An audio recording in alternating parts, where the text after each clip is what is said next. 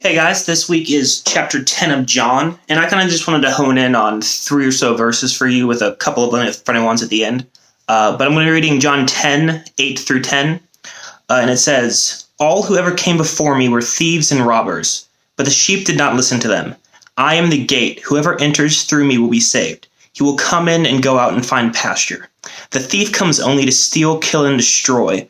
I have come that they may have life and have it to the full." I think that verse is really interesting because so many times from secular culture and even sometimes in our own heads, we get the idea that the Bible is a book of rules meant for us to live a certain way, to restrict us from doing fun things, that keep us from doing the things we want to do, that we could be enjoying life so much more. But when you read this passage, it presents a different view. It says that Jesus came so that you could have life and have it to the full. He came to save you from your sin. It's not that sin is all the fun things that we want to be doing and God doesn't let us do. It's that they are an aspect of the thieves and the robbers.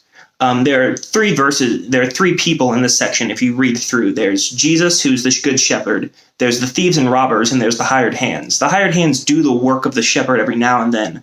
But the thieves and robbers are there to present a completely opposite view. They're there to take. They're there to get what they want out of it. They were there to rob and kill the sheep. And when you read through the whole passage, you see that Jesus is the one trying to protect. He's the one trying to keep you from the things that are damaging you. And that's one of the weirder things about Christianity in general, is that as you get older, as you live life, you begin to see all the sins that are in the Bible, all the things that God tells you not to do, all the fun things he tries to keep you from doing.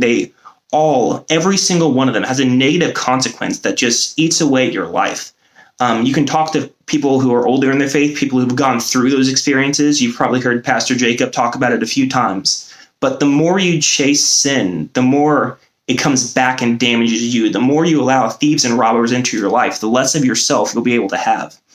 And kind of some encouragement is that Jesus is still there. He's still calling you. He's still reaching out and beckoning you. And we just need to learn to listen to his voice more and more, which I think is pretty important. Also, the second half of this chapter I think is kind of funny because the Pharisees come up to Jesus and they're about to stone him. And they say, and then Jesus is just kind of cheeky and sarcastic with them. He's like, all right, I did a bunch of miracles. Which one are you going to stone me for?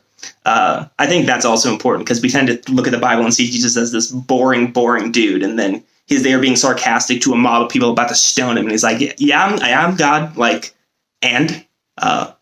Something I think is personally funny. But yeah, that's all I got.